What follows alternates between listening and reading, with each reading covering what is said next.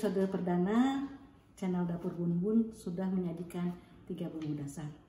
Dan untuk episode kedua ini, kami akan mengajak Bunda untuk memasak sambal. Kali ini ada 3 sambal yang akan kami sajikan. Sambal lado merah, sambal lado mudo, dan sambal teri kecombrang.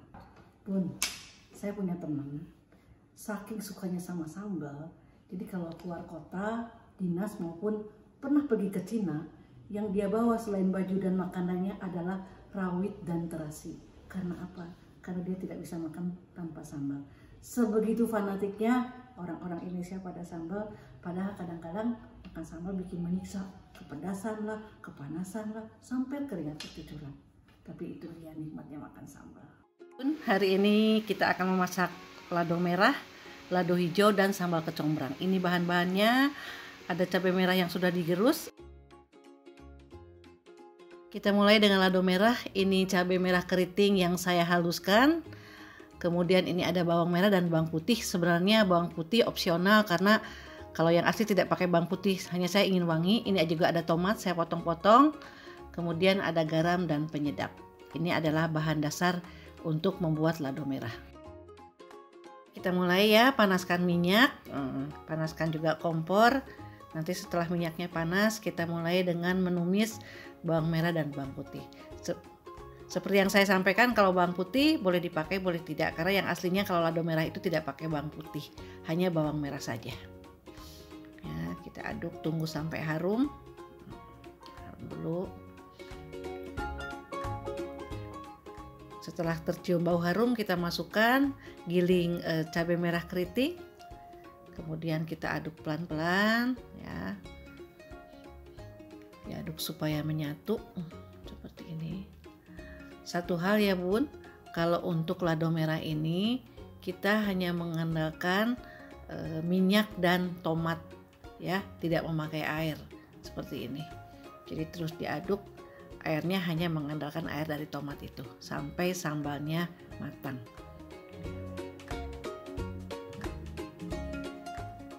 Terus kita aduk ya.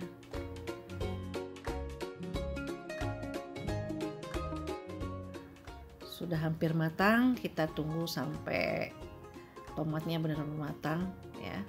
Nah, tadi api sudah mulai dikecilkan ya. Kalau sudah setengah matang, apinya dikecilkan. Kalau sudah harum dan tidak menyangat, artinya bahwa sambal ini sudah selesai, sudah matang ya, sudah masak. Sudah bisa kita angkat.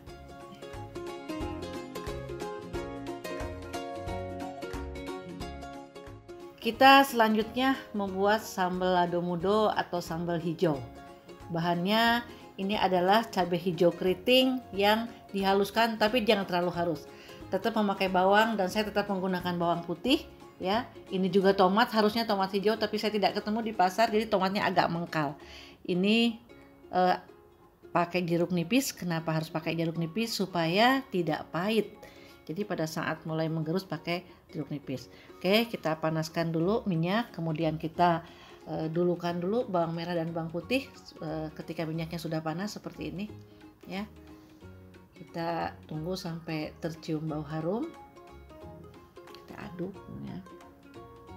Boleh menggunakan api yang cukup besar sampai tercium bau harum. Kemudian kita masukkan cabai giling keriting yang warna hijau. Jangan terlalu halus karena kalau halus akan pahit, dan ketika kita menggiling kita harus menggunakan air jeruk untuk menetralisir rasa pahit. Karena karakter dari sambal cabai hijau itu berbeda dengan sambal cabai merah. Kita aduk terus ya. Sama seperti lado merah. Tidak boleh menggunakan air untuk memasaknya.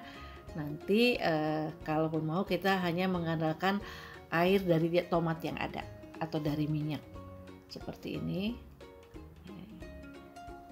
Tomatnya harus tomat hijau ya, seperti saya bilang tadi bahwa saya nggak ketemu Bun tomat hijau, jadi saya menggunakan tomat yang mengkal ya, supaya warnanya agak sejalan dengan cabai hijaunya ya, seperti ini.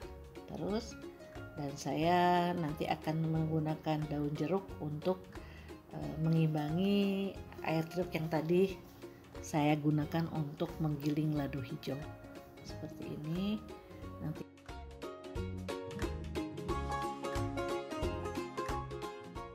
kita kasih garam seperti biasa.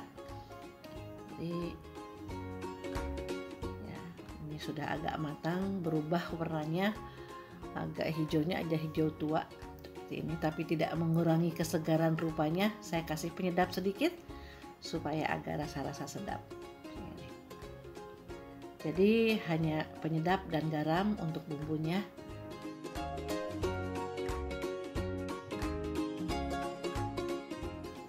Terus ya, tunggu sampai wangi. Kalau wanginya sudah tidak menyengat, itu artinya sudah matang.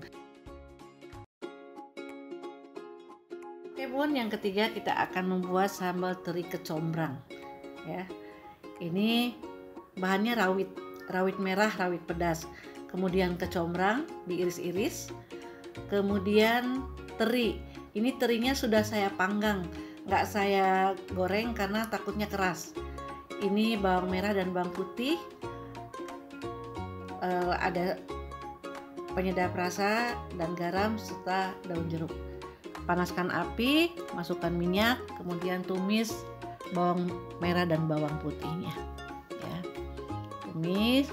Tunggu sampai harum, diaduk-aduk supaya harumnya keluar dan setengah matang. Setelah ini masukkan kecombrang, ya, ditumis juga sampai layu, sampai muncul rasa harumnya. Kecombrangnya agak susah bun, kalau nyari kecombrang harus di pasar yang besar ya. Udah susah, cukup mahal juga, sekilo itu sekitar 30.000 gitu kalau kecombrang ini. Kemudian masukkan rawitnya, ya, diaduk rata. Ini sambal ini benar-benar sambal favorit kalau di rumah gitu kan. Jadi rasanya yang pedas-pedas, ada wangi-wangi kecombrangnya, memang sangat sensasional. Nah, sekarang nunggu dulu layu, kemudian masukkan daun jeruk, garam semua, ya. Jangan terlalu banyak garamnya karena nanti dari teri juga udah ada rasa agak asin gitu kan.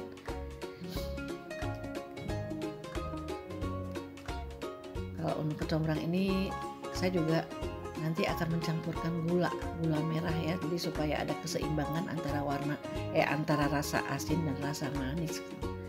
Karena kalau tidak saya imbangin dengan gula, ini akan terlalu asin. Mengingat terinya juga cukup asin. Diserut aja gula merahnya sedikit untuk menyeimbangkannya. Diaduk-aduk. Kemudian masukkan teri. Teri ini seperti saya bilang tadi sudah saya panggang. Kenapa tidak saya goreng? Karena saya menjaga supaya teri ini tidak keras ya. Dipanggang 20 menit di oven, gitu kan. Terinya matang tapi tetap dengan tekstur yang lembut. Aduk. Jadi kalau dijualan di pasaran agak mahal bun kalau sambal combrang ini, karena memang bahan-bahannya juga agak mahal. Teri medannya lumayan, teri ininya kecombrangnya lumayan. Nah, kita harus rasain ya supaya imbang, ada rasa wangi, rasa manis, rasa asin gitu kan. Kalau manis hanya pemanis aja, sedikit aja, pengimbang rasa asin gitu kan, nggak usah manis karena ini sambal ya. Warnanya menggiurkan, ada warna kuning, ada warna ini. Oh iya, saya tidak menggunakan tomat kalau untuk sambal kecombrang ini. Sudah jadi semuanya bun. Ini sambal merah, sambal kecombrang, dan ini sambal hijau. Ini benar-benar akan menggoda selera kita ketika kita makan. Khusus sambal merah dan sambal hijau sebenarnya bisa jadi topping kalau kita ngegoreng ikan, ngegoreng ayam atau apapun. Jadi nanti judulnya kalau ikan dikasih sambal merah, ikan balado. Nah, kalau dikasih sambal hijau, ikan balado hijau.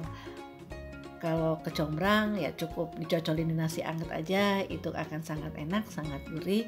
Jadi tidak perlu dicampur lagi dengan ikan ataupun ayam. Nih warnanya juga cantik ya, ada merahnya, ada putihnya, ada kuningnya.